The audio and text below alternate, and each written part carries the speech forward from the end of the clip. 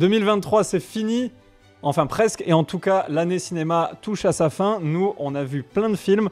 En fait, je sais pas trop, on va en parler ensemble, justement. Quel a été votre rapport au cinéma et qu'est-ce qui s'est passé dans cette année cinéma? Nono, un petit mot pour résumer cette année ciné.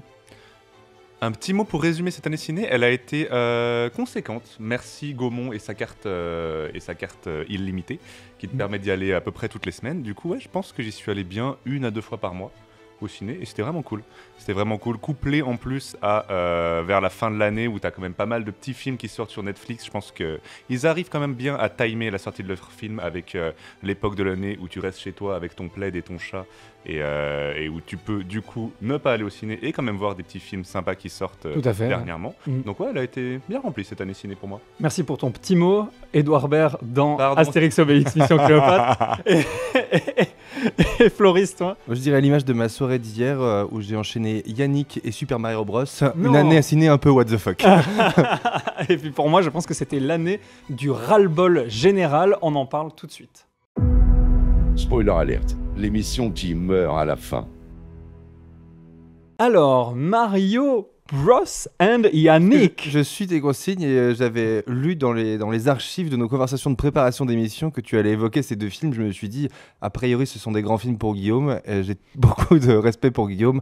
Je vais donc regarder ces films et j'ai passé une bonne soirée en vrai. Tu n'as pas perdu ton respect pour Guillaume? J'ai pas du tout perdu mon respect pour Guillaume. Nono, est-ce que tu as vu l'un de ces deux films? J'ai vu Mario, mais j'ai pas vu Yannick. Ah bah parlons de Mario. Alors Mario, ça a été avant toute chose, c'est un grand projet très très long, un film Illumination. Alors Illumination, c'est ceux qui sont derrière Moi moche et méchant. Bon, ça c'est les mignons, tout ça. Vous savez, moi je déteste ce studio, il faut le savoir. C'est la partie française du coup là qu'il a réalisé, non, le Mario? Bah, c'est titré Illumination Paris à la fin. Voilà, ouais, c'est ça. Mais alors Illumination Paris, jusqu'à preuve du contraire. C'est en France, messieurs dames. Bah oui, bien sûr. Alors oui, Illumination, c'est ça, mais en réalité, pourquoi c'est le seul film d'Illumination que j'apprécie? C'est parce que c'est un film de Nintendo avant tout. Nintendo, ils ont été ultra exigeants. Moi, je connais très bien des gens qui bossent dans le milieu de l'animation et ils ont eu. Je connais très bien des gens qui ont une Nintendo. Je peux dire que ce je connais très bien Mario également. Et Mario, il était au téléphone toutes les semaines. Il disait aux animateurs, les gars, c'est pas comme ça. Pas comme ça. Co-producer. Exactement. Mario co-producer, évidemment. Donc voilà. Moi, j'avais mémoire qu'il y avait. J'étais passé à côté au cinéma, mais j'ai eu mémoire qu'il y avait beaucoup de polémiques sur ce film, que ça correspondait pas et tout. Et en fait, alors, pas du tout. C'est Sonic qui ne correspondait pas, mais Mario a eu aucune polémique. Il y a eu aucune polémique, d'accord. C'est pour ça que je m'en souvenais pas, c'est parce qu'il n'y en avait pas en fait. Alors il n'y a pas eu de polémique et il y a eu surtout un énorme succès à la clé. Le travail dur, acharné des animateurs et des réalisateurs a payé puisqu'on a dépassé le milliard. C'est le seul film d'animation à ma connaissance qui a dépassé le milliard cette année. Même Disney. L'inflation. Non, mais même Disney a un peu chialé parce qu'avec Wish, ils y sont pas du tout. Du coup, très rapidement, parce qu'on va parler un petit peu de tout cette année, mais ça a été une réussite pour vous ce Mario? Ouais, moi ça a été une réussite pour moi, je trouve. Et j'avais un peu peur de ça parce que généralement, les films qui sont basés sur des jeux vidéo, je prends un exemple au pif, mais par exemple Assassin's Creed, sont généralement des flops horribles. Oui, c'est vrai. Celui-là était absolument incroyable. Moi j'ai adoré Mario. Et même la musique était formidable. Moi j'ai surtout aimé la musique, c'est ce que je vais dire. Je trouve que c'est un jeu, j'y connais rien en musique, mais j'ai adoré les différentes adaptations et le fait d'avoir ce côté très orchestral de Mario. J'avais envie d'écouter la BO en boucle après, mais il était tard, il fallait que je dorme. Mais je le ferai peut-être aujourd'hui. Enfin, j'ai vraiment adoré le travail fait là-dessus. Après, c'est un film un peu particulier parce que j'ai l'impression que c'est un peu comme un jeu vidéo mieux fait dans lequel tu joues pas. Donc en fait, habituellement, les films ont quand même des personnages un peu plus, qui ont des missions un peu plus valorisantes avec un background un peu plus important que là, juste faire un jeu vidéo. Oui, il y a vraiment aucun background de personnage. Il joue à ta place et surtout, c'est assez rigolo de voir Mario à qui tout le monde apprend à jouer à Mario. Oui, donc c'est bien. Et qui est allergique aux champignons, c'est rigolo. Il y a plein de petits trucs qui sont cool. Après, c'est quand même globalement un film où, on dit souvent la créativité naît de la contrainte. Là, je pense que la contrainte, c'était pouvez-vous mettre le plus de références possible à l'univers de Mario dans un seul film. Et ils ont construit une histoire autour de ça. Du coup, ça se sent quand même un peu que la contrainte principale était de faire du fanservice. Il faut mettre du Mario Kart, il faut mettre du Donkey Kong, il faut mettre des références obscures et moins obscures. On pense notamment au papa de Mario qui est doublé par le comédien de doublage de Mario, Charles Martinet. Et du coup, il y a ce côté filiation. En plus, on a su. Moi, j'étais assez frustré par ça parce que n'étant pas très gamer, même dans les Mario, il y a plein de rêves que j'ai pas forcément. Donc, j'ai découvert toutes celles qui étaient vraiment grand public, mais comme ma maman, on va dire. Mais sinon, effectivement, je suis sans doute passé à côté de plein de trucs. Néanmoins, un film, il est pas censé être fait pour faire des références référence pas aux références et il est censé raconter une histoire. Bon là l'histoire elle est pas dingue mais Mais il ça reste fonctionne. un très bon moment de divertissement et ça fonctionne effectivement. Ouais, et la musique est géniale et l'animation est splendide. Franchement, Illumination, ils sont au niveau de Disney. Et ça, c'est quand même chapeau parce que même si je déteste ce studio, vraiment, je l'aime pas pour plein de raisons. On y reviendra sûrement l'année prochaine.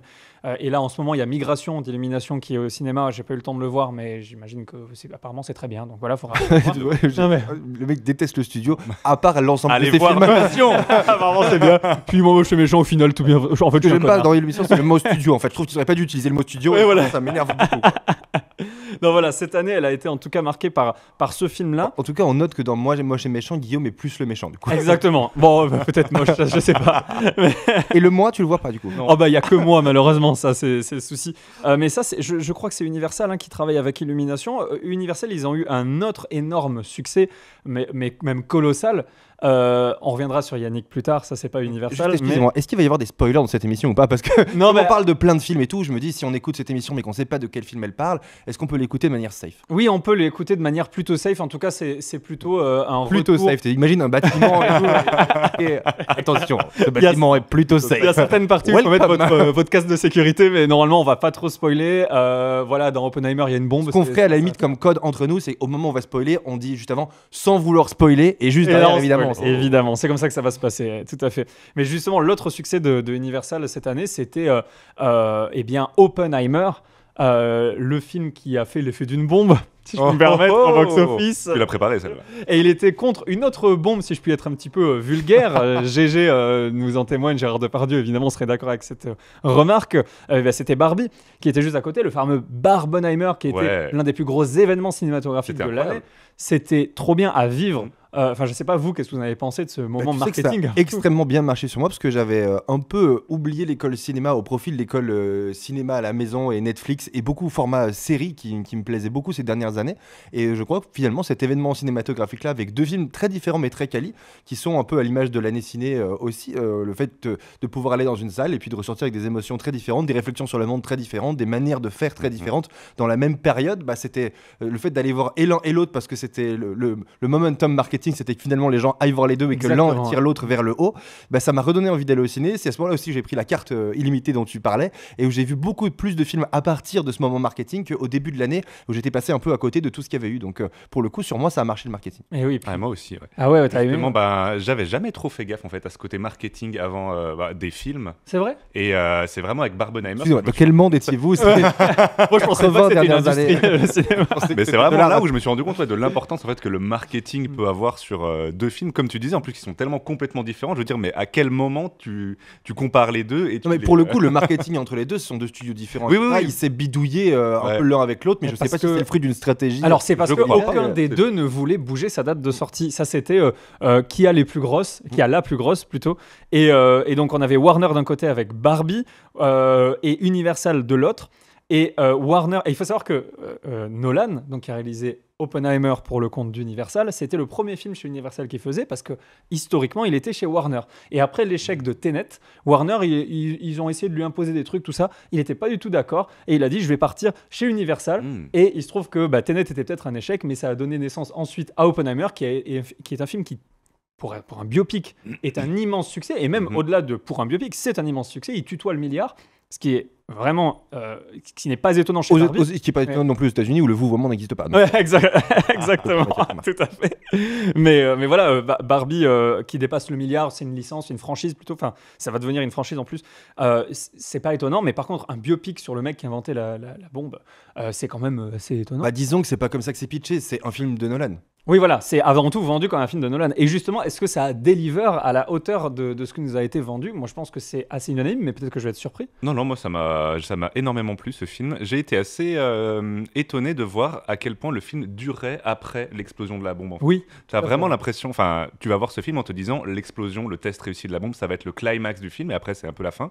Et non, en fait, ça dure limite encore 1 heure. En fait, c'est le point de Parce qu'en bascule fait, du film. C'est exactement ça, c'est le point de bascule parce que, comme tu dis, c'est Comme un du biopic monde. sur Oppenheimer et pas la bombe. C'est vrai. Et pareil, comme Le Monde, il y a eu un avant et un après La Bombe. Et tout à fait, comme tu le dis, ouais, c'est pareil pour Le Monde. Toi aussi, tu as bien apprécié. Moi j'ai adoré, c'est je pense le seul que j'ai vu 2 fois au cinéma cette année. deux Pour fois, le coup, ouais. un des rares films qui exploite bien une salle IMAX aussi.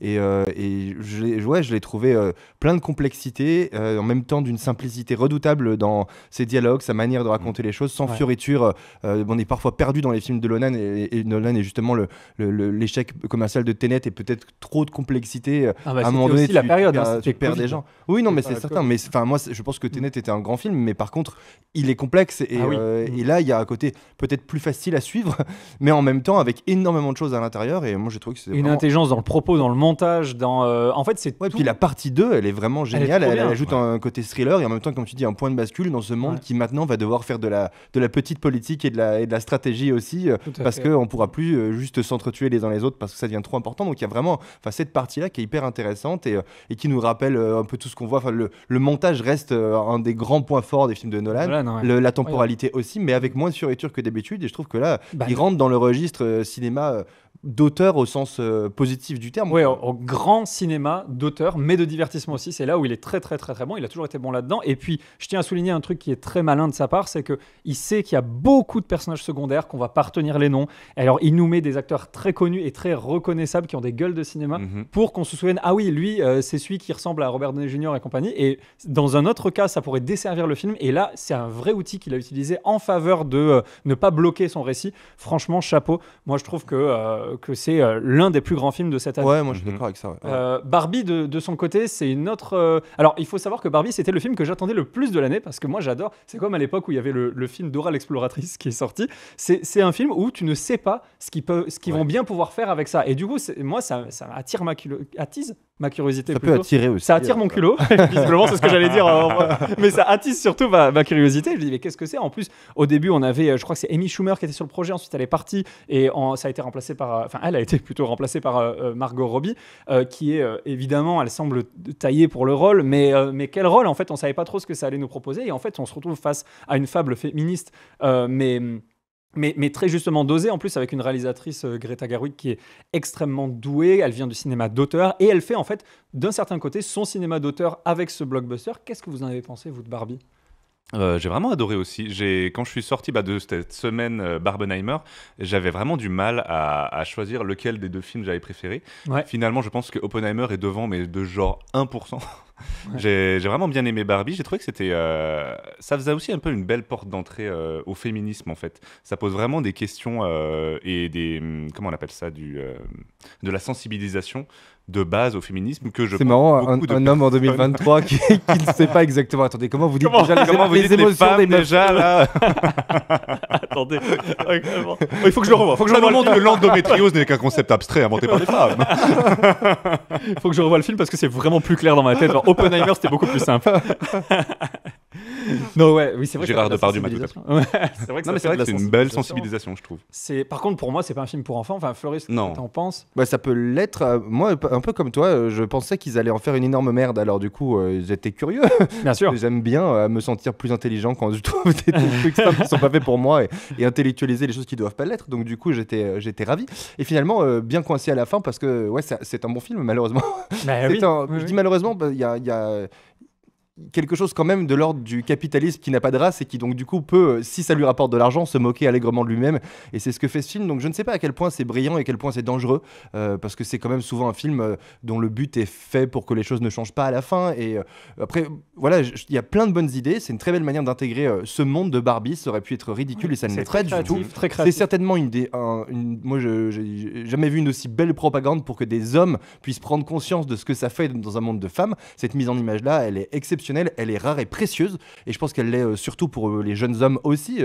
Nous, on va dire qu'on a peut-être eu plus de temps dans nos vies pour se soucier de ces problématiques-là si elles nous intéressaient et faire des prises de conscience. En revanche, des jeunes hommes, des jeunes enfants même, auraient été confrontés à un monde et une mise en image qui n'avait pas cette complexité-là, ou en tout cas ne leur permettait pas de se mettre dans la peau d'un homme s'il était une femme, et je trouve que c'est vraiment brillamment mis en scène. Après, il y a des faiblesses, je trouve, dans ce film, notamment toute la partie Will Ferrell, etc. La partie qui se veut comique, je la trouve vraiment inutile et dommage dans ce film. film Elle handicape qui est plein de peut-être. subtilités et je trouve qu'elle n'était pas forcément pertinente.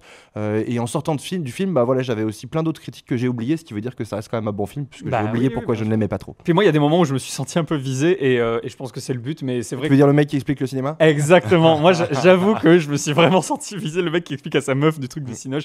Et c'est vrai que ça m'a fait beaucoup réfléchir. Du coup, je lui Puis le explique. fait qu'elle fasse tout semblant, tout en Oui. sachant très bien, etc. C'est magnifique. Enfin, franchement, ça remet les pendules à l'heure.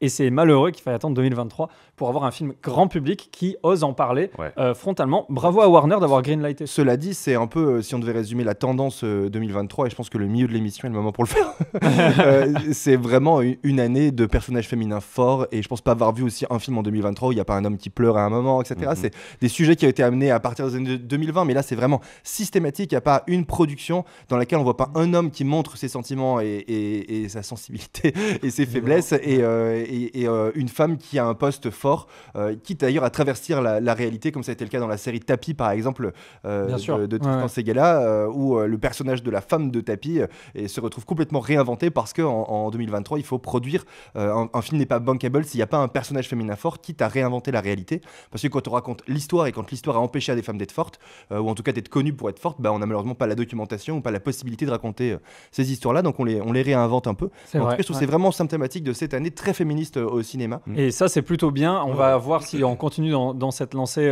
vu les déclarations du patron de Disney. Mais on reviendra à Disney parce que c'est quand même une sacrée année. Moi, je voulais juste finir avec Barbenheimer en disant qu'il y a un grand perdant du duel Barbenheimer. C'est la Paramount avec Mission Impossible qui sortait une semaine avant tout ce Barbenheimer. Et c'est vraiment...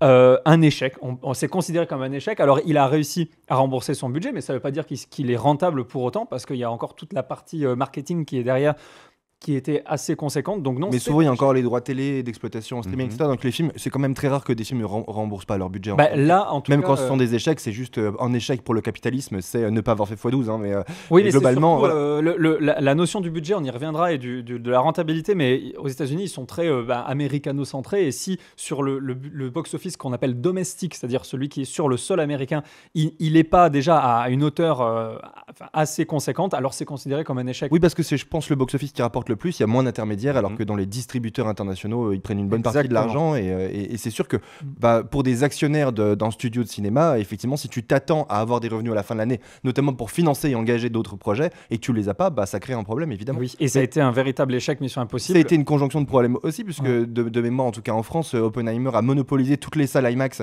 qui sont comme des salles grand spectacle. Mission Impossible est un peu taillé pour ce type de salle-là, même si je suis pas certain qu'il soit beaucoup tourné en IMAX dans les scènes qu'il propose, mais ça fait partie de la salle spectacle. Ouais, on a envie de l'aller le voir en IMAX, on peut pas, puisque Oppenheimer a acheté le monopole pendant tout le mois d'août. Oui, Et du coup, c'était déjà compliqué de le voir. Il a dû être exploité une semaine en IMAX. Une semaine Et uniquement. en plus de ça, moi, je pense vraiment que c'est un film qui a échoué parce que c'est un mauvais film. Bah, alors moi je trouve pas que ça a été un mauvais film. Moi j'ai même plutôt bien noté parce que j'ai trouvé que le contrat était complètement rempli. J'ai été hypé pour la partie 2 qui au final sera pas une partie 2 suite à cet échec. Ils savent pas trop comment le marketer. Ouais, c'est vraiment une galère absolue. Bah, moi je trouve qu'il s'est pris un torrent de ringardise par l'arrivée imprévue dans la tête des scénaristes de la réalité de ChatGPT. C'est un film qui traite de l'intelligence artificielle, etc., comme plein d'autres films avant lui, il faut quand même le dire, qui le traite plutôt de manière intelligente, sauf que la réalité avait rattrapé le film. Donc moi au moment où je le vois en août, je me dis bah ouais, en fait ils sont à côté c'est pas du tout un film qui va être en capacité de prévoir un monde et de faire remettre en cause des choses, parce que ces choses elles existent déjà, c'est déjà mon présent. Tourné en plus, alors c'est ce que je pense tu as aimé, avec ce côté kitsch de la série. Bien sûr, il y avait le côté méchant de James Bond, un peu kitsch ou net, j'aime beaucoup. Mais pour le coup j'avais beaucoup plus aimé ça dans un des derniers James Bond dont j'ai oublié le nom, où c'était tourné un peu à l'année 70-80, etc., où il y avait plein de références comme ça, un peu le film qui rend hommage au film de cette époque-là. J'avais trouvé ça plus subtil dans la manière de faire du James Bond que là où j'ai trouvé ça un peu lourdingue, et surtout le scénario m'emmenait nulle part, et je sais que c'est probablement un peu assumé que ça nous emmène nulle part. Et il t'amène vers une partie 2 il t'amène vers une partie 2, mais alors du coup j'aurais préféré voir tout en un seul film, je crois, et qu'on me réinvente une histoire. Alors, je suis pour le coup un grand fan des Missions Impossibles jusqu'à présent, je les avais tous aimés et c'est vraiment un que j'ai le moins aimé. Alors moi j'ai beaucoup aimé, mais j'analyse pas du tout l'échec comme toi, parce que je pense que le grand public a encore cette image d'intelligence artificielle ultra puissante qui peut contrôler le monde. Moi je pense que l'échec du film, il est dû à un phénomène que les Américains appellent jump the shark, qui veut dire en fait, alors c'est basé sur une vieille série ou je sais pas quoi, où à un moment le héros il faisait plein de cascades et il saute par-dessus un requin. Et ça veut dire quand une saga jump the shark, c'est qu'elle va un peu trop loin. Et là, c'est le film où ça va trop loin. Le coup des menottes dans la voiture, qu'ensuite la voiture elle fait un roulé-boulé et ensuite ils échangent de place. Enfin, c'est un cartoon. Ah bah alors moi, c'est ce que j'ai aimé dans ce film. C'est marrant, on est vraiment. Le passage Moi, avec la petite voiture. Mais non, mais j'ai trouvé ça drôle, mais c'est plus Mission Impossible. C'est une péripétie de Marvel. C'est une péripétie de Marvel. C'est pas une péripétie ancrée dans le réel. Et franchement, quand tu regardes les Missions Impossibles, il y a quand même à chaque fois une surenchère de cascades qui rend le truc à la fois drôle. Il y a ce flegme, etc. Et moi, j'aime les Missions Impossibles pour ce côté. C'est des cascades, il y a une surenchère, c'est drôle, mais en même temps premier degré, etc. Bah ouais, moi je l'ai aimé dans les anciens, je l'ai aimé là. C'est les deux scènes que j'ai vraiment aimé, c'est celle-là et l'interminable scène de train, sans vouloir spoiler, qui du coup est drôle parce que elle se termine pas et que c'est ça qui rend le truc. C'est justement le jeu sur la surenchère et aller toujours plus loin qui fait les Missions Impossibles. Moi j'avais adoré le précédent avec les hélicoptères, les avions, les machins, les trucs, etc. Non mais avec un budget démesuré, etc. Moi, j'avais beaucoup aimé le précédent. Je trouvais que justement, ça allait tellement trop loin que ça rendait le truc acceptable. Moi, j'y crois pas quand je regarde Mission Impossible, donc 7, je crois que c'est, ou le 8, je sais plus. Je trouve qu'on n'y croit pas. Le simple fait que ça n'a pas marché, je pense pas que les gens n'ont pas vu. Enfin, ils sont pas allés au cinéma, donc ils n'ont pas vu cette scène. C'est difficile d'expliquer l'échec d'un film par le fait d'une scène qu'ils n'ont pas pu voir. Il y a eu Oppenheimer, Barbie et Mission Impossible. Je veux dire, les gens n'ont pas tous la même carte que nous, surtout qu'il y en a plein qui ont des enfants ou des ados et qui du coup ne peuvent pas se permettre d'avoir 3 films. Bah oui, ça veut déjà qu'ils allaient en voir 2. Exactement. Donc, mais c'est une temporalité aussi, ou peut-être que justement dans ce déluge aussi de films féministes, de plein de propositions différentes, plus sur Nolan, etc. C'était probablement la proposition la plus faible. Je le pense aujourd'hui encore. Entre les trois, si je dois faire un choix, celui qui va me hyper le plus, c'est pas le volet numéro 7 ou je ne sais combien d'une série que j'ai déjà vue, dont je sais que je pourrais la revoir en Blu-ray ou en streaming, etc. Ce que j'ai envie de voir au cinéma, c'était l'une de ces deux nouveautés incarnées par les films dont on a parlé au début. C'est parfait ce que tu dis, ça me fait une transition pour Arnaud qui tousse, évidemment, ça c'est un grand classique dans cette émission. C'est mon best-of de l'année. On lui souhaite bon courage et on espère que tu seras là l'année prochaine.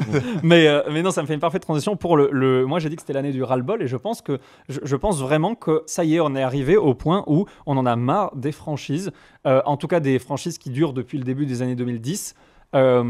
Marvel c'est complètement planté cette année. D'ailleurs, c'est une mauvaise année pour Disney en général. Je crois que c'est leur pire année, alors que c'est l'année des 100 ans.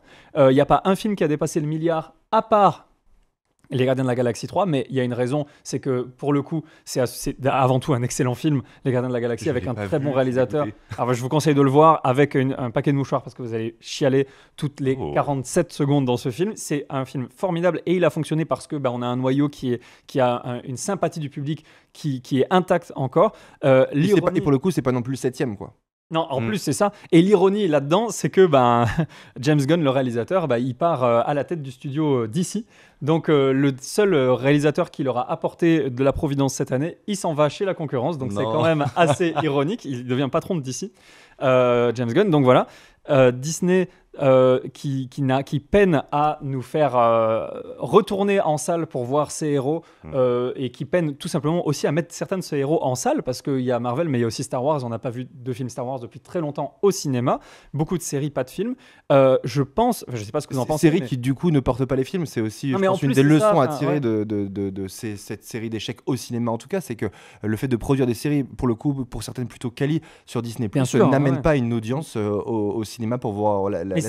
Et c'est justement là que je voulais en venir. C'est même contre-productif. La stratégie Disney+, qui était parfaite pendant le Covid, est un échec total. Ça fait mal à toute leur franchise d'avoir... Imaginez, là, on vient d'avoir le cas The Marvels qui est sorti au cinéma. Alors, on a à l'intérieur, on a Captain Marvel, qui est un héros qui est installé de grand écran, mais en co-star, on a Kamala Khan, donc le personnage qui est joué par Iman Vellani, qui a été introduite dans une série Disney+, Miss Marvel. Alors déjà, premier problème, il faut avoir vu une série pour comprendre le film. Exactement, on n'avait pas vu. Et, Enfin, que moi, j'avais pas vu. Est-ce qu'il faut avoir vu la série pour comprendre le film ou est-ce que c'est pour comprendre le personnage surtout et même parce que des fois tu sais il y a ce côté on croit que mais c'est suffisamment bien écrit et pour le coup on peut pas enlever à Marvel sa capacité d'écrire dans des univers et des produits audiovisuels différents, des histoires qui s'entremêlent extrêmement bien, ils ont ce génie là. Mais alors au-delà parfois de ça ne sert à rien, ça fait juste peur et c'est vrai que quand t'es un peu perfectionniste, c'est vrai que moi je vais avoir pas fort tendance à me dire, comme j'ai beaucoup de mal à voir un 2 si j'ai pas vu le 1, bah à me dire ah mais là j'y vais pas parce que j'ai pas du tout l'univers. Moi Marvel ils m'ont perdu mais il y a déjà un moment et du coup je n'ose plus aller au cinéma parce que j'ai l'impression que je vais pas du tout comprendre. Mais bien sûr, alors que normal. je pense que je vais quand même passer un bon moment de divertissement, mais ça me génère ce côté.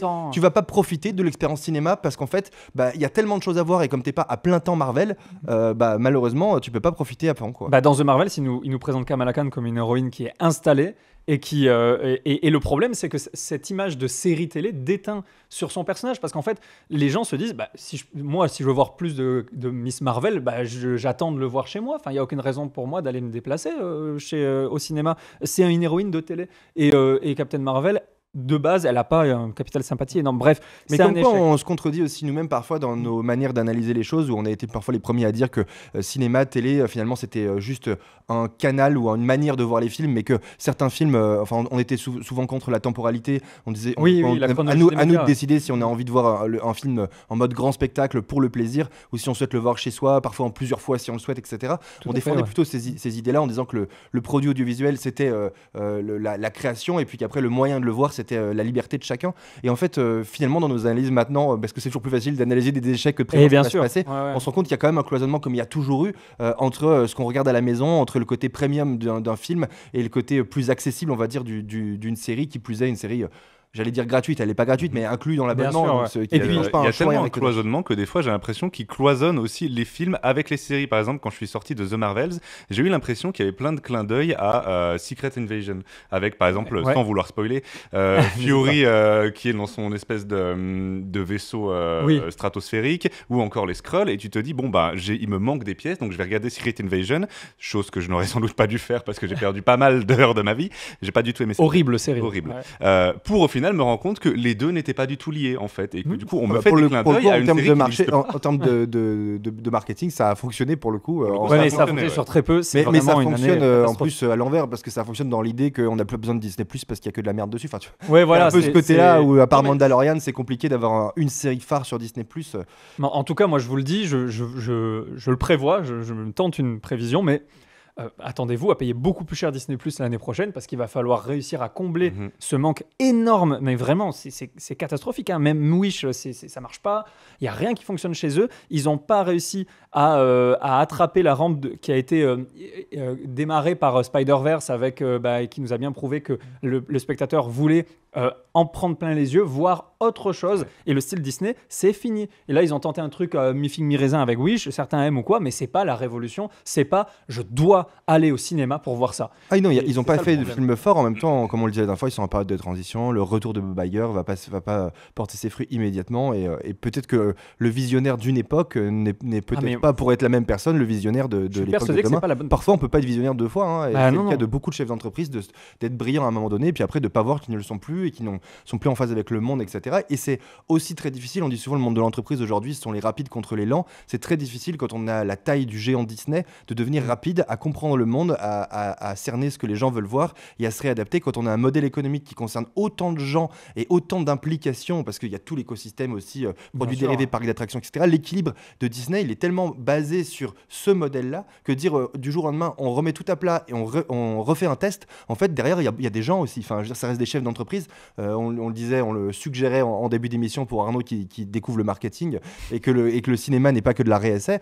Derrière, ce sont des grandes entreprises qui font des films pour assurer une stabilité économique ou une croissance économique, et ce n'est qu'un outil. Si demain ils doivent faire autre chose, ils feront autre chose. Bien sûr. Donc le virage qu'ils doivent prendre, il faut aussi être indulgent, ils vont pas pouvoir le prendre en un jour. C'est un énorme bateau. Et en parlant d'énormes bateaux, alors moi je vais vite, il reste un petit quart d'heure, j'ai 2-3 questions à vous poser encore, mais il y a la Paramount donc qui a eu cet échec avec Mission Impossible. Un autre échec avec une franchise qui avant dépassé le milliard, c'est Transformers. Ça n'a pas du tout marché, le Transformers Rise of the Beast. C'était un très mauvais film, je suis allé le voir pour vous. Et moi qui adore les voitures qui se transforment en robots, j'étais pas du tout heureux. Enfin, il y a des phrases qui sont horribles, ça marche pas du tout, la fin est catastrophique. Et il se trouve que Paramount, ils ont sorti leur service Paramount+, eux aussi. C'est pareil, du Moi, mal je à y pense croire que- aussi. Hein. mais À non, un mais- moment donné, il va falloir qu'ils produisent des films ou des contenus pour ce service-là, parce qu'aujourd'hui, l'offre, je la trouve un peu faible. Mais moi, je pense qu'elle est là pour valoriser la marque Paramount à très court terme, parce qu'en fait, ils sont en train de réfléchir à s'associer avec Apple. Donc peut-être que Paramount Plus va être intégré chez Apple TV+. Mais hier, nouveau rebondissement, ils réfléchissent au final à fusionner avec Warner. Donc en fait, rien n'est encore joué Ouais. plutôt. Ouais, j'arrête pas de lire des informations un peu contradictoires aussi sur Paramount+. Le fait est qu'aujourd'hui, j'en entends personne dans la rue. Alors, bon, j'y suis plus dans la rue, c'est vrai. Mais Mais plus dire dans la rue. qu'est-ce que t'as regardé sur Paramount+, t'es abonné à Paramount+, j'ai l'impression que si on te l'a pas offert, c'est Mais vraiment non, un truc. bien sûr. Quand tu Ouais, vois bah même ouais. limite des 4x3 qui annoncent Paramount+, ou des culs de bus comme on lit dans le Personne marketing, n'a envie d'y machin, aller. on se dit mais ils ont craqué ou quoi. Enfin, Mais bien sûr. vraiment, la Ouais. promotion autour de ce service-là paraît surréaliste par rapport à ce qu'il y a dedans. Non, mais- et puis ça a l'air très faible. Enfin, franchement, même j'irais si pas, moi. Disney, le géant Disney, a du mal à faire vivre Disney+, alors qu'il y a des milliers de milliers de contenus, etc., c'est bien que c'est compliqué de faire un service aujourd'hui, de fidéliser autour. Et au passage, on a un acteur français qui s'appelle MyCanal qui s'en sort pas si mal dans la, Oui, dans la oui. catégorie streaming en ligne.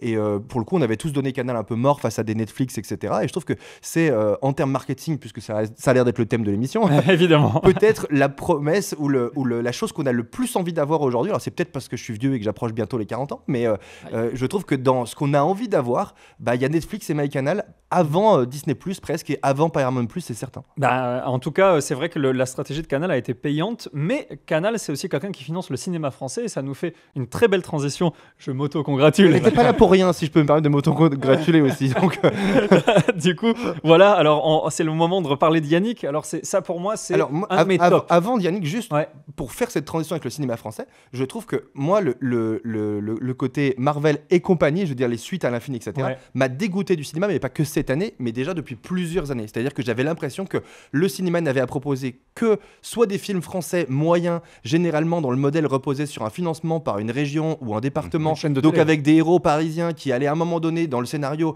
en campagne pour se réinventer, redécouvrir leur personnalité profonde et changer leur vie. Et on savait que c'était déclenché par le financement des films, qui est certes le CNC, etc., etc. Un acteur bankable pour que ça marche en télé, une chaîne qui veut un tel type de format, un happy ending, et puis une région qui veut du territoire. Et on savait que ce modèle-là, il était un peu passé. Donc c'était soit aller voir dans un multiplex, dans une petite salle, un film français que j'avais l'impression d'avoir déjà vu 100 fois, soit aller voir une des multiples séries à grand spectacle, mais dont je commençais à me lasser un peu de ce grand spectacle. Et j'avais perdu l'envie d'aller au ciné, et j'étais à fond plutôt Netflix et plateformes, parce que justement l'écriture sérielle apportait ce renouveau et ces enjeux permanents, cette manière d'amener du climax à chaque fois, etc. Oui, c'est clair. Avec ouais. des fois des pertes de temps un peu énormes, parce qu'on est déçu par des saisons 2, par la fin d'une série aussi, etc. Mais j'étais plutôt passé de l'autre côté. Et le coup marketing de l'été m'a fait revenir au ciné, mais aussi, et je pense qu'on le doit beaucoup au cinéma français, qui n'est plus ringard, Ah, ni mais dans sa manière de totalement, tourner, ouais. d'étalonner, de filmer et tout. L'étalon, c'est quand même beaucoup important dans un film pour que ça ait la gueule d'un film. Et souvent en France, on ne savait pas le faire. Maintenant, ça tourne tout en numérique. On n'a rien à envier aux Américains. On a des pools d'auteurs, on sait écrire à plusieurs aussi, etc. On a des grands réalisateurs. Et moi, dans mon top des films que j'ai retenus et que j'ai eu envie d'aller voir au ciné, il y en a peut-être une dizaine qui sont français. Enfin, Mais il y a c'est ça vraiment qui eu est des ouf. bons films français cette année et qui c'est pas je me force à aller voir un film français qui est un sous-film américain. Il y a eu de très bonnes propositions et Mais très originales. Totalement. Alors, on a eu parmi les très bonnes propositions, on a eu Le règne animal. Bah, Ça, on c'est- peut reparler de Yannick si je Ah peux. bah, ok. Non, Non, mais mais ni Lorraine Animal ni Yannick. Ah, t'as vu aucun des deux? Non. Ah bah, Bon, toi bah, adorerais les deux, je pense. je pense, Floris, du coup, alors Yannick, pour resituer, c'est un film de Quentin Dupieux, hein, Monsieur Oiseau, qui est un super réalisateur. Il a fait Rubber, il a fait Wrong Cops, il a fait plein de choses incroyables. Je le ramène dans la boucle juste pour pas passer outre parce que je trouve que c'est tellement une proposition atypique que j'ai envie d'avoir ton avis dessus. Mais Pour Yannick. Ah mais bien sûr. Écoute, Yannick, ça a été aussi pour finir de le resituer, 1h08, enfin très court film sur un mec qui arrive, qui est spectateur d'une pièce de théâtre. La pièce de théâtre est nulle et il le fait savoir. En fait, il se lève, il dit les gars. ça, moi c'est je le nul à savais chier. même pas en regardant le film. Ouais. Tu vois, j'avais vraiment aucun background et du coup, Mm. c'est filmé assez longtemps comme une sorte de vaudeville. Oui, dont- tu te dis mais dont qu'est-ce que c'est? Tu sais qu'il Ouais. est mauvais, mais il est quand même bon parce que Quentin Dupieux, c'est quand même un mec marrant et absurde et donc du coup, il filme du théâtre pendant 10 minutes et tu te dis, mais ça va être du théâtre filmé tout long. En plus, ce film est réalisé en 4 tiers, donc c'est particulier. Enfin, le format est vraiment très atypique et je savais même pas qu'à un moment donné, il y ça avait allait, un mec qui allait dire, allait se écoutez, passer, j'ai bien l'impression que vous jouez de la merde. Ouais, et en Et plus, toute la pièce, tout le film, c'est pas une pièce du coup, mais tout le film va reposer sur ce mec qui dit mais moi j'en ai pas pour mon argent et voilà, moi je me suis déplacé pour venir et vous devez, comme on râlerait en fait d'un chef un resto, ouais, voilà, la c'est métaphore ça, que ouais. lui donne Ouais. d'un plat qui serait pas bon, bah il dit mais moi je réclame le droit de pouvoir me lever, ce qui est formellement interdit évidemment dans le théâtre et même C'est par la- extension dans le cinéma, à l'extension oui. des gens qui vont voir Wonka Par exemple. un dimanche après-midi, mais sinon il brise Non, mais- cette règle là et ensuite Dupieux va jouer avec tous les axes je trouve de cette salle qui est un huis clos vraiment. Il va exploiter son décor à 100% et en plus il est vraiment beaucoup aidé par le talent de Raphaël Quenard qui est il est génial. la révélation de l'année. Je l'avais pas vu avant à ma connaissance. et Moi, je il me trouve semble qu'il est que je l'ai formidable. vu. Je pense que c'est lui dans Family Business, mais Ah, c'est possible. je crois que c'est lui. En tout cas, il y a vraiment un mec qui a la même prosodie que lui, Ouais, etc. c'est Et vrai je que- pense que c'est lui. J'ai pas été vérifié, mais avec le même genre de vanne pour le coup. Ouais. Et vraiment, il sort ses répliques avec un talent fou. Moi, c'est dans mon top de l'année. Et je trouve que c'est un des plus grands films que j'ai vu cette année et un des plus courts aussi. Moi, j'ai rigolé Faut tout le long absolument parce Ouais, que c'est oui. complètement absurde. C'est Mais à mourir de rire. des fois, Dupieux, c'est tellement absurde que ça te perd un peu. Oui, c'est Et là, c'est indigeste vraiment parfois. un film qui Ouais. est basé sur une idée géniale. T'as l'impression presque qu'ils l'ont tourné en un après-midi dans un endroit. C'était etc. très rapide. Hein, ouais. J'imagine que c'est L'écriture assez et le rapide. tournage, ouais. Mais en fait, l'idée est tellement géniale qu'elle interroge, elle pose plein de questions. Mm. Et en même temps, elle fait intellectualiser tous les gens qui ont envie d'intellectualiser. Le côté branlette intellectuelle, tu peux Oui. l'avoir parce que c'est derrière aussi un film de lutte des classes sociales. Bien etc. sûr. Ah, alors là, ouais. De l'importance du spectateur moyen dans toute la production culturelle d'aujourd'hui. Parce que là, on voit bien ce grand théâtre, mais qui est à moitié vide, etc. Et en fait, du coup, c'est quelque part un peu un pied de nez, un peu à la Banksy qui vient montrer C'est dans vrai. une salle d'enchères. Je trouve qu'il y a un peu ce côté Banksy dans ce film-là parce que c'est à la fois un film qui est facile à intellectualiser sous les thèmes sociaux, lutte des classes, etc., etc., et qui en même temps raconte le fait que tout est tellement intellectualisé que les œuvres deviennent chiantes et que donc du coup les gens qui payent, ceux pour qui ça représente quelque chose de payé pour aller les voir, ceux-là ne sont pas Mais servis. c'est- Et ce pied de nez-là, cette idée simple-là, simple, elle est rendue très brillante dans la manière dont mais c'est réalisé. c'est Et en huis formidable. clos, on sait à quel point c'est compliqué. Il va Ouais. exploiter tous les angles pour dire des choses. Et vraiment, c'est. Et une galerie de personnages haute en couleur. J'aurais Et- regretté de pas l'avoir vu. donc. Mais oui, et c'est vraiment un film à voir. Arrête de ouf. Ah bah, il faudra que tu ailles le voir, Nono. Et les 5 dernières minutes sont ultra émouvantes. Enfin, il y a vraiment tout. Je trouve qu'il y a quelque chose qui passe dans son regard à la fin à Raphaël Quenard qui est bouleversant. Donc, franchement, sublime film. Et alors, il n'y a pas que ça. Il y a aussi. Alors, ça, vous l'avez pas vu, mais on va s'échanger les films qu'on n'a pas vus. Donc, il y a eu la proposition de Pathé avec Les Mousquetaires qui est inscrite dans ce renouveau d'investir massivement dans des blockbusters français. On a Le Comte de Monte-Cristo avec Pierre Ninet qui arrive l'année prochaine et dont une première image est sortie alors dans la nuit, je crois, parce que je l'ai vu en me réveillant. Et avec voilà des grosses ambitions. On a du plan séquence, on a des choses assez incroyables. Alors au final, un résultat mi-figue mi-raisin. Première partie très bonne, j'ai trouvé. Deuxième partie catastrophique. Alors, on retourne à l'époque de Vidocq. Si vous avez connu, c'est vraiment très mauvais. Du coup, j'attends de voir. Mais en tout cas, merci pour la propale. On repassera. On a eu Soudain Seul. Ça, c'est vous qui allez pouvoir m'en parler. Oui, J'ai rapidement. adoré Soudain Seul. Moi aussi, on s'en est pas Il parlé m'a- parce on attendait que tu le vois pour en parler avec Alors toi, ne mais spoilez pas. monsieur n'aime pas aller au cinéma. Donc voilà. C'est marrant parce que c'est une année 2023 qui m'a un peu réconcilié avec le cinéma français justement. Comme disait très bien Floris tout à l'heure, je trouvais que le cinéma français se perdait dans des films un peu pseudo-américains en fait, avec en plus un jeu d'acteurs que j'aimais pas du tout, qui arrivait pas à me faire oublier le fait que je regardais un film en fait. Ouais. Et dernièrement sur certains films français comme Bernadette ou Soudain Seul, j'ai vraiment adoré à la fois la mise en scène et le jeu d'acteurs, et surtout Soudain Seul pour le coup qui est un film. Moi, je suis une personne qui ne pleure jamais au cinéma et ils ont réussi à me faire pleurer. Ah, quand même. Sans vouloir spoiler, Ah ouais. la scène où ils crèvent de faim, ils doivent aller chasser des gentils petits manchots sur la banquise. Oh non. Oh là là, mais Oh, c'est horrible. Ils m'ont fait chialer, putain. Ah non. Parce que justement, t'as ce jeu d'acteur-là où tu te vois à la place de la personne qui, lui non plus, il a pas envie de tuer le manchot en fait, Ouais. et tu t'y crois. T'as l'impression d'être avec Je le eux vois, sur ce faut que je le banquise-là. vois. Maintenant que tu m'as Et dit que moi, tu as tué j'ai- des oh là animaux, là, faut que je le vois. J'ai Évidemment. adoré. Non, mais c'est un film très surprenant parce que c'est un film qui est un peu à la croisée de choses qu'on a déjà vues. Il y a un côté Tom Hanks dans Ouais, voilà, Le Monde. Le voilà, Monde, mais, ouais. mais en fait, pas du tout. C'est l'utilisation d'une île pour faire un film de couple assez bête et qui interroge sur plein de sujets. Alors, il n'a pas été très bien reçu par la critique, ce film, parce Ok. que beaucoup de gens pensaient qu'il y avait sans doute mieux à faire avec cette île en Islande qui est magnifique, ses territoires, et puis que peut-être le jeu soit un peu convenu. Mais moi, je suis un immense fan de Mélanie Thierry. Je trouve que cette actrice, elle a une Elle est puissance. super. Je pourrais la regarder pendant très longtemps, ne rien faire, parce que je trouve qu'en faisant rien, elle fait quelque chose Oui, c'est vrai, ouais. qui est très fort, qui est de l'ordre de vivre comme une actrice. Et il y a peu d'actrices, il y en a quelques-unes, mais qui ont cette magie d'être juste quelqu'un de particulier où il y a tout dans cette personne. Elle peut tout jouer et elle a beaucoup fait de théâtre, etc. Mais voilà, elle a une puissance de jeu. Et Gilles Lelouch, c'est un très bon comédien aussi, mais c'est pas le point fort de ce film-là. Mais ça ne l'est pas non plus dans le scénario, parce qu'en fait, c'est un peu l'histoire d'un couple qui va. C'est aussi un film 2023. C'est aussi un film qui montre le fait qu'une femme peut aussi, malgré ses apparences faiblesses physiques, c'est un peu le début du film, être plus forte que son homme qui pense avoir les bonnes décisions, mais ne les a pas tout le temps.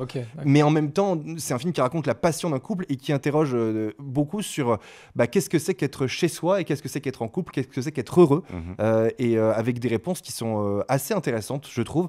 Donc il n'est pas parfait, comme en fait, je crois, l'ensemble des films français que j'ai pu voir cette année, il n'y en a pas un qui est parfait, ils ont tous des assez gros défauts, mais par contre, ils ont une originalité, ils portent un point de vue sur le monde et ils amènent à réfléchir, et c'est finalement ça d'être parfait. Enfin, c'est d'amener quelque chose qu'on n'avait pas prévu. Alors il y a parfois des déceptions, parfois des lenteurs, parfois des longueurs dans tous les films, mais c'est moi un film, je trouve, ça vaut le coup de le voir parce que il y a que 2 personnes au générique et ça c'est assez atypique. Incroyable ça. On va devoir conclure. Alors je vais passer très rapidement, on va pas s'arrêter dessus, mais Le règne animal. Juste un mot sur Bernadette qu'il a cité Arnaud, que tu n'as pas vu je crois, mais qui est quand même aussi à voir, parce que je trouve, moi je le mets en parallèle de Barbie finalement. C'est vraiment le film féministe français, mais avec on va dire la manière de faire française, c'est-à-dire pas la démesure des budgets hollywoodiens, mais peut-être l'intelligence de scénario français. Bernadette qui raconte une histoire d'un personnage de Bernadette Chirac fantasmé, mais quelque part qui nous fait prendre conscience aussi que derrière cet homme politique que tout le monde connaît, il y avait une femme aussi que tout le monde connaissait à travers lui, et là on se passe du point de vue d'elle par rapport à elle-même. Lui n'est qu'un personnage secondaire, et toute l'histoire, vraie ou pas vraie, qui nous est racontée, elle est super chouette et très intelligente aussi. Et il faudra que je le voie. Le règne animal, c'est ce que j'allais dire. C'est un film qui, c'est un peu une bénédiction, parce que c'est un film qui prouve aux investisseurs que le cinéma de genre, il peut rapporter. C'était un très bon film. Je vous le conseille à tous. Sans doute un des meilleurs films français pour le coup, je trouve, un des plus parfaits de cette année dans ce qui a été proposé, parce que tout est original et en même temps jamais caricatural. C'est un film sur la différence qui aurait pu être un film qui traite de manière caricaturale de la différence. En fait, chacun y voit, et on l'a vu à travers les débats qu'on a menés entre nous, même si on faisait pas d'émission à l'époque, on avait du mal à se mettre d'accord sur quel type de différence ce film-là traitait. Film qui peut traiter aussi des décisions politiques et de la résistance par rapport à ces décisions à une époque post-Covid. Film qui traite de la relation évidemment d'un père et de son fils. Enfin, ça traite de plein de sujets avec des effets visuels pour le coup c'est très convaincant, très convaincant. Pas tout le temps, mais globalement très convaincant. Il n'y a rien à dire là-dessus. Et c'était une super proposition de cinéma. Je m'attendais absolument pas à ça. Et en fait, c'est une super surprise. Et on va terminer avec est-ce que vous avez eu un ou plusieurs coups de cœur cette année, rapidement, en citant comme ça, peut-être pour aider les gens à rattraper des grands films? On a passé du coup évidemment Barbenheimer, Oppenheimer et Barbie, qui étaient absolument incroyables. Et moi, dernièrement, je pense que vous vous en êtes rendu compte, mais c'était Wonka. J'ai adoré ce film. Alors on s'en est rendu compte parce que Nono chante tout le temps les chansons de Wonka au bureau, c'est pour ça. Et que malheureusement il s'en rappelle. Il s'en rappelle parfaitement. Parce que ça rejoint ce que je disais, c'est vraiment un film inoubliable, enfin en tout cas pour moi je trouve. Très bien, t'en as un autre? Non, là c'est vraiment mon top 3. Ok, d'accord, on reviendra pour le flop, monsieur. Oui, j'en ai un coup de cœur qu'on n'a pas mentionné dans cette émission-là, mais pour rester sur la thématique des films français, j'ai beaucoup aimé L'Abbé Pierre, qui est un biopic assez long, je crois qu'il fait quasiment 3 heures, dont le parti pris a été de raconter quasiment du début à la fin l'histoire de l'abbé Pierre, qui s'appelait pas l'abbé Pierre à l'époque. Moi je suis vieux, mais pas si vieux que ça, du coup je connaissais pas grand chose finalement de cet homme là. Alors c'est traité avec un peu de sensationnalisme, parce qu'on a vraiment l'impression que c'est une rockstar, et je sais pas si c'était réellement le cas, mais en tout cas malgré une réalisation que j'ai trouvée très expérimentale, il y a des trucs que j'ai vraiment pas compris pourquoi, qu'est-ce que ça va foutre dans le film. Je trouve qu'il est pas servi par sa réalisation, par contre il est servi par l'immense talent de son interprète, dont évidemment j'ai oublié le nom, mais qui est de la comédie française et qui est absolument incroyable dans ce film. Et l'histoire est touchante, elle nous rappelle aussi des sujets hyper importants et qu'on a tendance à oublier, parce que c'est vrai que Emmaüs, on n'en parle plus tellement aujourd'hui, c'est un super hommage aussi de ce film-là. Je l'ai trouvé incroyable. Et dans la même veine de biopic français que j'ai trouvé très bien, imparfait mais très bien, il y a Flo, en hommage à la navigatrice Florence Artaud, qui est réalisé par une de ses amies, mais qui est extrêmement bien interprétée, et voilà, qui pareil n'est pas exempt de défauts, mais est très touchant. J'avais la larme à l'œil plein de fois aussi devant ce film-là, qui le traite aussi d'un point de vue, alors ça fait vieux con de mec de dire ça, mais d'un point de vue plus féminin, parce que c'est une réalisatrice et je suis convaincu qu'un homme n'aurait pas traité ce film de la même manière, et ça y apporte aussi une originalité que moi j'ai beaucoup appréciée. Donc voilà, ce serait peut-être mes deux coups de cœur un peu hors des sentiers marketing. Eh ben, vous allez voir la pluralité qu'il y a autour de cette table, parce que moi, dans mes coups de cœur, il n'y a pas les vôtres. Alors, Oppenheimer accepté. Moi, j'ai l'application Letterboxd, et à chaque fois que je veux voir un film, je me le note sur 5, et à la fin de l'année, comme ça, c'est très pratique pour sortir. Donc, je vais vous donner mon top 5 de l'année, en commençant par le 5e, c'était Babylone. Je fais partie de ceux qui ont adoré ce film de Damien Chazelle, mais vraiment, je l'ai surapprécié. J'ai chialé comme une merde à la fin. J'ai trouvé que c'était un des plus beaux hommages au cinéma qui existe. On a ensuite en 4e position Yannick, on en a parlé beaucoup. En 3e position, on a Oppenheimer, que j'ai vraiment adoré. Alors, entre tout ça s'intercale.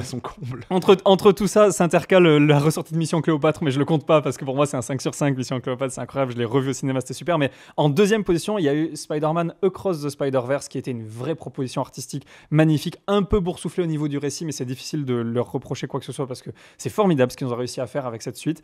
Et en numéro 1, on n'en a pas parlé, mais The Fableman de Spielberg. Je l'ai noté aussi. Le biopic auto-biographique de Spielberg, vraiment. J'étais surpris qu'ils n'en parlent pas justement parce que dans la catégorie film de grand cinéaste, il fait partie d'une sortie les plus attendues. Malheureusement, moi, je suis passé un poil au travers, mais parce que je pense que j'allais pas hyper bien à ce moment-là. Du coup, j'ai eu du mal à rentrer dans l'émotion de ce film, qui néanmoins est effectivement un excellent film et probablement peut-être le plus surprenant. C'est facile de dire ça, mais le plus intimiste de Spielberg, parce qu'il raconte sa vie. Mais avec beaucoup de choses, et j'adorerais le revoir et probablement le revoir avec quelqu'un qui s'y connaît en cinéma comme toi, parce que je sais qu'il y a plein de références auxquelles je suis passé à travers et en tout cas je le conseille parce que même en n'allant pas bien, il est bien quand même, donc. Vraiment super film. Et du côté plutôt des flops, je reviens vers toi, Nono. Moi, il y en a un seul, vraiment, un film cette année où je suis sorti de la salle, j'ai fait c'était Acide. Ce film-là, je n'ai absolument pas aimé Acide. C'était vraiment, je suis passé à côté, moi, malheureusement. En tout cas, de mon point de vue, moi, tu n'as rien loupé. C'était vraiment le genre de film français qui essaie de faire un film catastrophe à l'américaine, mais avec tous les trucs qu'il ne faut pas faire. Je suis sorti du film et je me suis dit, fallait juste faire tout sauf ça, quoi. C'est dommage parce que j'adore. J'ai beaucoup aimé le précédent film de Juste Philippot. Je crois que c'est le réalisateur de Acide. C'était La Nuée. J'en avais parlé à l'époque quand on faisait des émissions de cinéma sur une autre plateforme. C'était formidable ce qu'il avait fait. Là, il n'a pas transformé l'essai, comme on dit, pourtant avec un grand casting, Guillaume Canet. Voilà, c'est vrai que les critiques te rejoignent. Donc voilà pour ce flop. Nono, rien d'autre? Non, moi c'est bon. Tu ne parleras plus jusqu'en 2024. À l'année mais tu peux tousser si tu veux. Merci Nono, sa signature tout. Je dois lui piquer parce que je sens que j'ai envie de tousser depuis le début de cette émission. Tu tousseras à partir de l'année prochaine. Je me retiens, moi. Floris, alors dans la catégorie film flop, on a vu ensemble, je crois, Rétribution avec Liam Neeson, qui était une vraie merde aussi. Je l'avais oublié, il est tellement nul que je l'ai oublié. Mon cerveau a préféré l'effacer, le jeter à la corbeille. C'est vraiment un film pour payer le loyer de Liam Neeson, mais à l'exception de ce critère-là, je crois qu'il y avait vraiment rien à en tirer. Tout était prévisible. Il n'y a rien qui va, ça vaut pas le coup d'en parler. Après, dans les petites déceptions côté française aussi, Un coup de maître qui était je connais pas, qui n'est du coup pas un coup de maître. Qui n'est pas, dont le pitch était hyper cool, en tout cas tel que la bande-annonce le prévoyait, qui était un grand peintre avec son agent décide, vu qu'il est un peu dans la merde financièrement, de mourir, de mettre en scène sa mort pour que ses œuvres prennent de la valeur. Et sauf qu'en fait, c'est pas du tout ça le film. Ça, c'est plutôt la fin du film et ça prend 5 minutes. Et du coup, la bande-annonce est très mensongère. Et en fait, alors certes, l'histoire d'amour histoire d'amour au sens amour amitié de quelqu'un qui sponsorise de l'art dans des galeries. Le nom doit être galeriste probablement. et puis un artiste incompris, mais globalement la promesse n'était pas à la hauteur, donc c'était une petite déception. Et puis peut-être Vision aussi, dont j'ai oublié le nom du réalisateur, mais qui avait fait le film avec Pierre Ninet dans L'avion. J'ai vraiment pas les refs. Oui, d'accord, ok. Et qui était un peu particulier. Je m'attendais à un film un peu mieux construit que celui-là. Voilà, mais ça reste des déceptions sur des bons films.